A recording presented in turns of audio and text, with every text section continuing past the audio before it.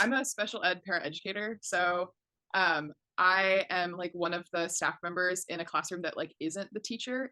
For me, I'm in a special ed classroom for kids um, kindergarten to second grade who are mostly are on the autism spectrum.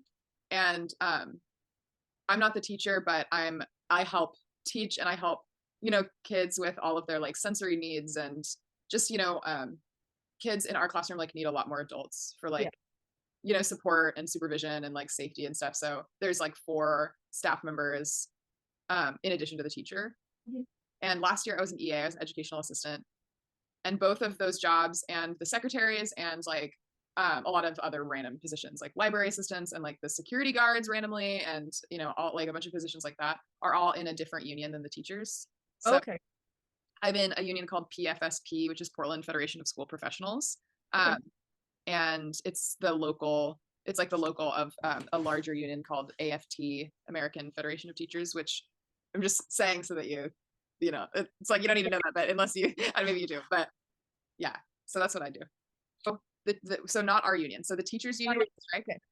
and the most pressing issues for them was, well, first of all, like a cost of living adjustment, a COLA. When you're like in the union and like the world, you start to really see how like rhetoric gets thrown around. It's really interesting. And so like, the school district was like they're asking for like 8% or like 10% COLA. Like they're asking for a 10% pay raise when they're already the like highest paid staff in XYZ and like blah, blah, blah.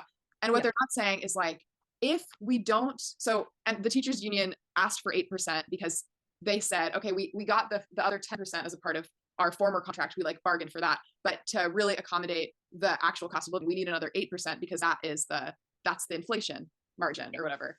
And so yeah, so what they're not saying is if we don't get 8%, that is a pay cut because inflation has gone up so high. Like nobody's saying that, right? But like in OPB or whatever, when they're reporting it, they're like, oh, like, some people are saying the teachers are like asking for too much and like they really don't think they get paid enough. And like, and then they'll pit our unions against each other where they're like, the classified staff, like those people are working like with like in poverty wages, but like you guys are fine and you're complaining. Like, but then it's like, no, like if every year you take less than inflation, you're getting more and more of a pay cut every single time. So anyway, Mhm. so that was one issue, but it wasn't even like the main issue, I would say. The other issues were class sizes. Class sizes are crazy. Planning time. They have what's called soft caps. So they'll be like, oh, technically the cap for a class is like whatever, 28 or something. So then Mhm. every additional student you have over that, you get more money.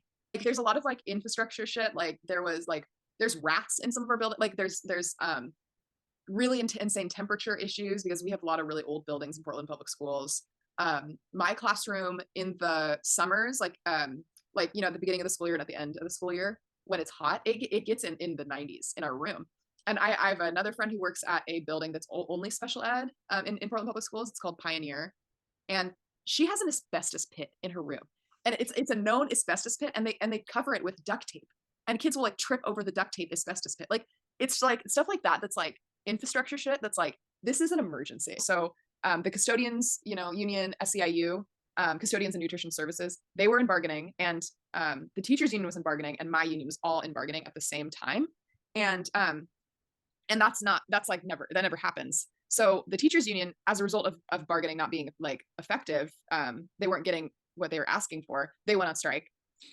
But then our union and SEIU were also, I mean, we have, like I said, we have, comparatively less power. And so the teachers union, I think, was like kind of advocating for like a lot of things that we all also, need.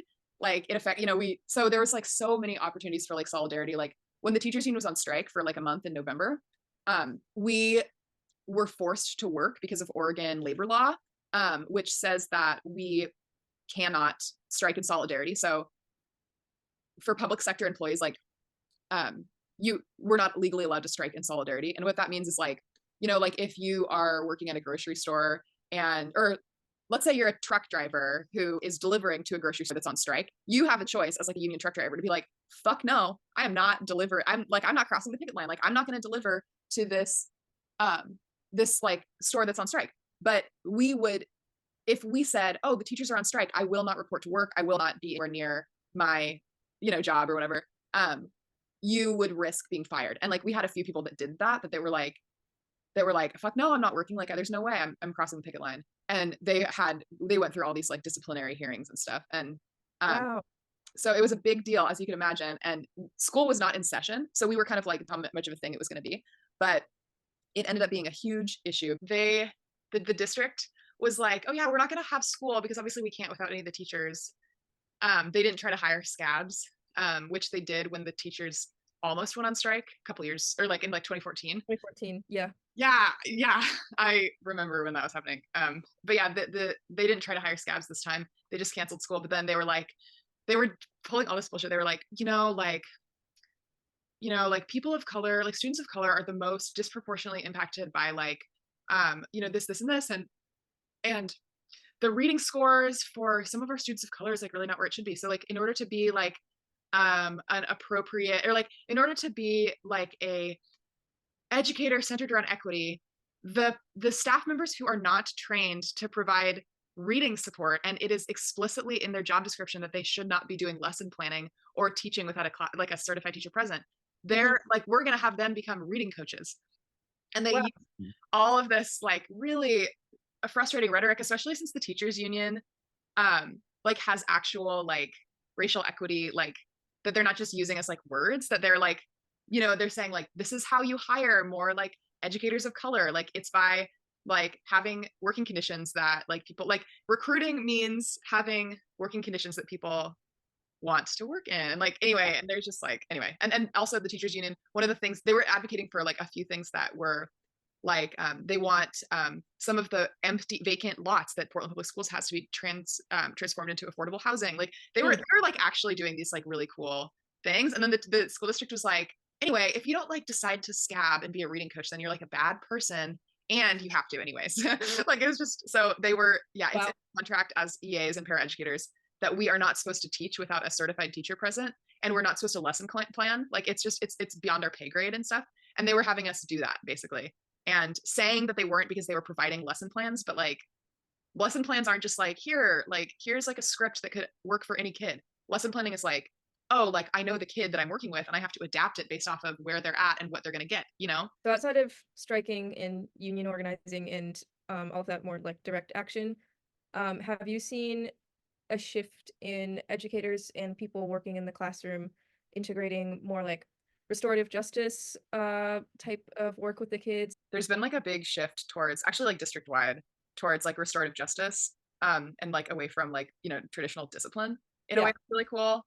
And it's really unfortunate because it's like, I think that what's unfortunate is that like the people who are really good at that keep getting like cut from like schools, because like just what's been happening. Another thing that has been like really huge is PPS has been, um they have a disproportionate amount of administrate like a highly paid administrators, and then when there's cuts, they'll like cut support staff. Like I was cut last year for my school, and that's why I had to change jobs. Yeah. So then like the people who like are responsible for like stuff like, like restorative justice in classrooms and like trying to really like dismantle like the relationship between like discipline and like marginalized like people, like, and the disproportionate like amount of like discipline that like Black students especially like experience, like the people who do that are the people who are like frequently cut from schools. We've been trying to figure out like what the impact of charter schools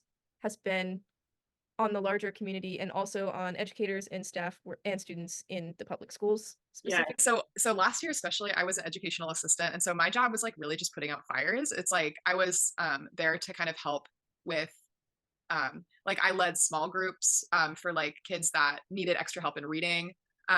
When there was like new kids that would transfer to our school, if they would be really low in reading, like I would maybe one-on-one work with them every morning. Like I had one kid that I worked with one-on-one every morning with math and reading, because he was like several like he was in fourth grade and he like had never been taught how to read, like just different stuff like that always happens, in different situations or whatever. But one thing that happens a lot is that kids will transfer to our school, to public schools from charter schools, because the charter schools do not know how to teach kids, especially like with dyslexia, with like learning disabilities, how to read.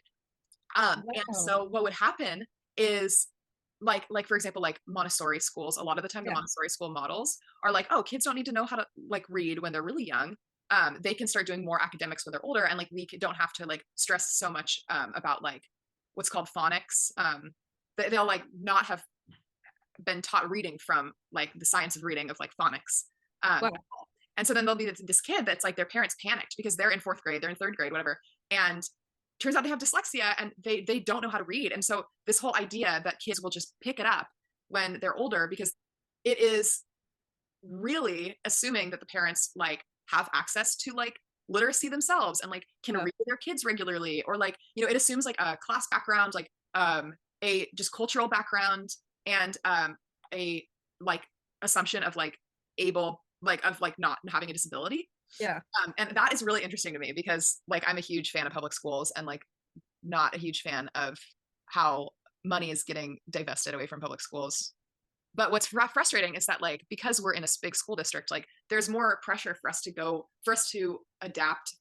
And it's like I'm sure for like a lot of kids, like it's way better. Like I'm sure that like a lot of kids like love having the smaller class sizes and like more playtime and like, you know, more resources, which I like a lot of charter schools have just more resources or whatever. But yeah, Definitely. it was really surprising to me where when I was like hearing people like last year at my first year, um, who would be like, oh, we have another kid who was transferred from a charter school because their parents panicked because they have a disability and nobody did anything about it, and they don't know how to read, and they're like, you know, nobody knew how to teach dyslexic kids how to read at that school, I guess, you know. Like people just like know that every year when our enrollment goes down, um our enrollment went down for this last year, which is part of why we had so many staff cuts. Yeah. um it's because people are transferring their kids out, and so I think that a lot of teachers like know like, oh, we have like less money and fewer resources and stuff because, you know, we get paid, the district and our school gets like paid by the kid, which is insane, but it's Yes. true.